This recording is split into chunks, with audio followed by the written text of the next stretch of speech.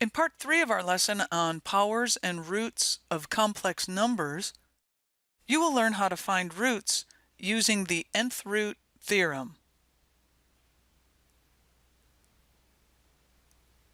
So here's the nth root theorem, and I know when you first see it, it probably can look a little bit intimidating, but we're going to work our way through it, and I think you'll see it's really not so scary.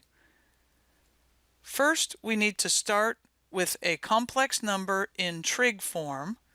So we know that's r cis theta, or if we want to expand it out, r times the quantity cosine theta plus I sine of theta. And we will let n be a positive integer. Then our complex number z will have n complex nth roots, which are called alpha 0, alpha 1, and so on, up to alpha n minus 1. There are n of them because if we start at 0, we have to stop at n minus 1, and that would be n number of roots. Now, the way that you calculate the alpha 0, alpha 1, etc. roots is if you are in degrees, we will use this formula. If we are in radians, we will use this formula. And notice that these are called the alpha sub k's. So the k is going to be 0, 1, and so on up until n minus 1. So this equation, either in degrees or this equation in radians, is what will generate our alpha 0, alpha 1, etc. up to alpha n minus 1.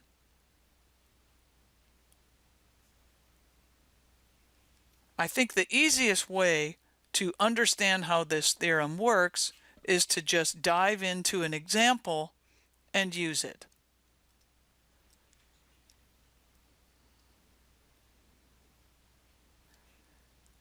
In this example, we have to find the fourth roots of z equals negative 8 plus 8i radical 3. Use degree angles in your trig form, then put your final answer in rectangular form. So the first order of business is going to be to draw z and put into trig form.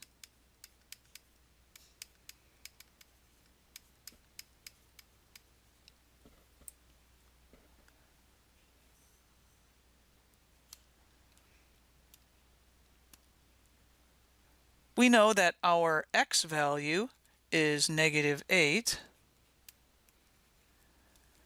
Our y value is 8 radical 3.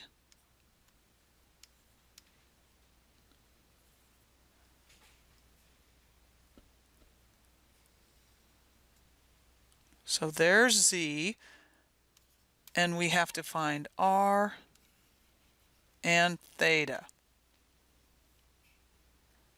R is equal to the square root of x squared plus y squared.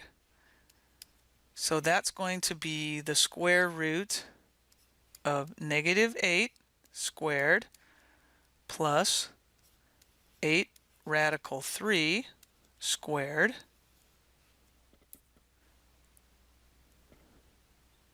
Which is equal to the square root of 64 plus, here we know that this will be 64 times 3. And if you want, you can multiply all of this out and add them together, or you can put some of the properties of arithmetic to work for you. I have a 64 here and here. So if I factor out that 64, I would have left 1 plus 3. So this is really just radical 64 times 4. Both of those are perfect squares. So we end up with 8 times 2.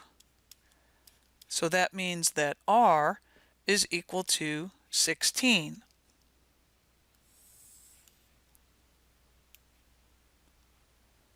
Tangent of theta is equal to y divided by x. So that's going to be 8 radical 3 divided by negative 8, which is equal to negative radical 3. Looking at our special angle chart, we go to the tangent row, the value of radical 3, and we go up to find out that our reference angle is going to be 60 degrees. Since we have to be in quadrant 2, we know that means that theta is going to be 120 degrees. So then our z, which was negative 8 plus 8I radical 3 in rectangular form, is now equal to 16 cis 120 degrees in trig form.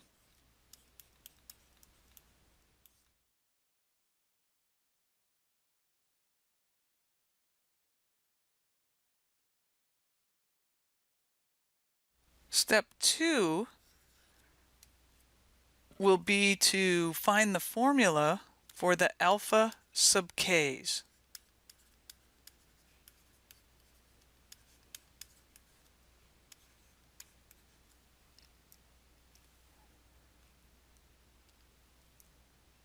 So looking at the definition, we know that alpha sub k is going to equal the nth root of r cis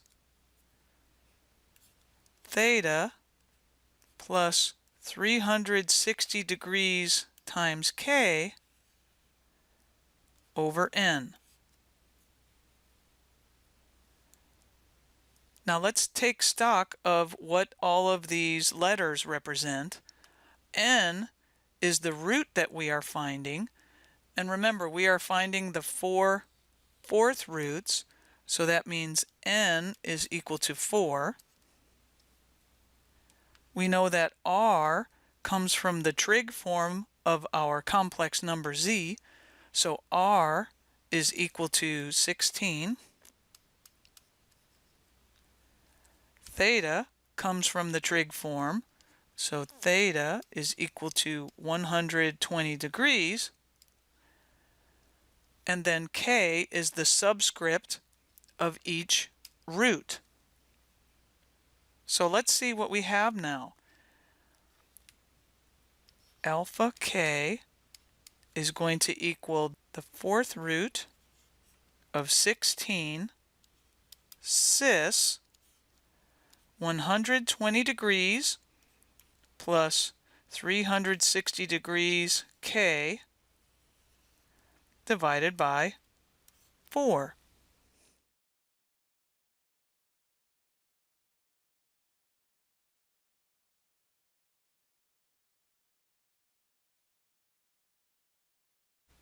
So that means alpha k is going to equal the fourth root of 16 is equal to 2 cis.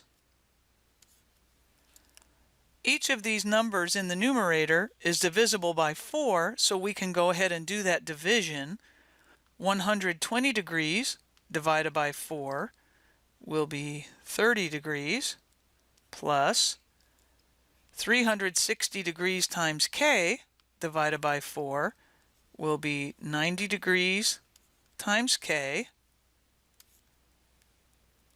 and we will plug in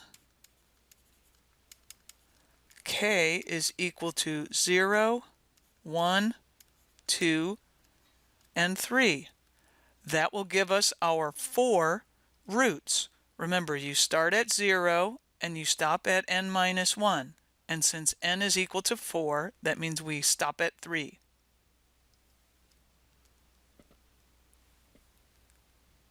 Step 3 then is to calculate the alpha sub k's.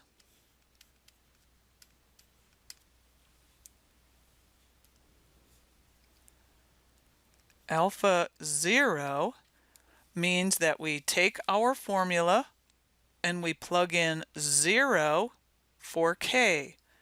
So this is 2 cis 30 degrees plus 90 degrees times 0. And of course, that turns into 2 cis 30 degrees, which equals, if we expand this out, let's save ourselves writing a step and kind of do this in our heads here. We know we're going to have 2 times the quantity cosine of 30 degrees. Instead of writing cosine 30 degrees, let's write what that value is. We know is radical 3 over 2 plus I times the sine of 30 degrees, which is 1/2. Distributing that 2, we are going to get radical 3 plus I. And that is our first root, alpha 0.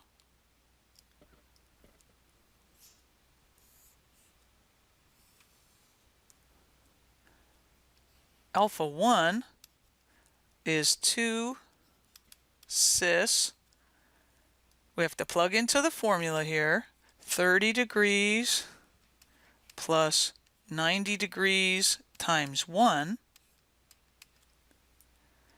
which means we have to do 2 cis 120 degrees.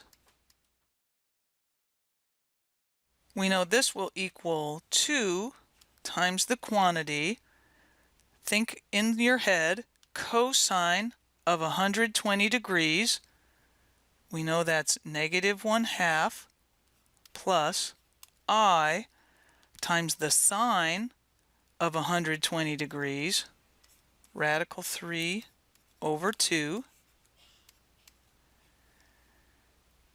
When we distribute that 2, we are going to get negative 1 plus I radical 3, and that is our alpha 1.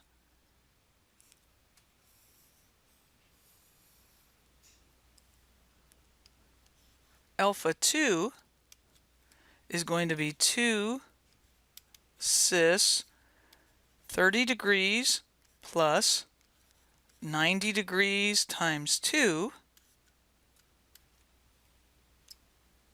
2 cis 210 degrees. Expanding that, we get 2. The cosine of 210 degrees is negative radical 3 over 2 plus I times the sine of 210 degrees, negative 1/2, equals, distributing, we get negative radical 3 minus I, and that is alpha 2.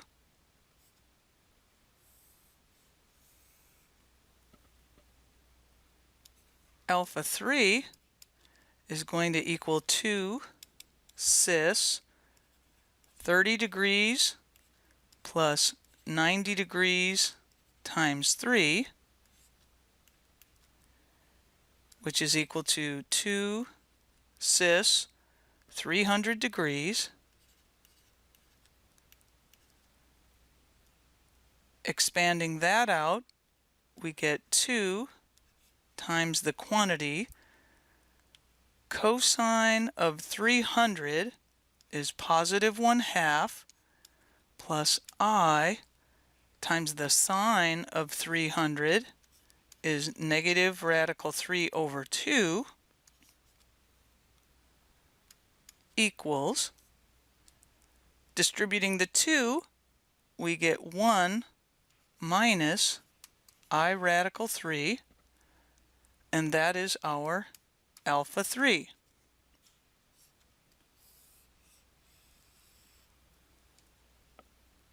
So these are the 4 fourth roots of z equals negative 8 plus 8i radical 3.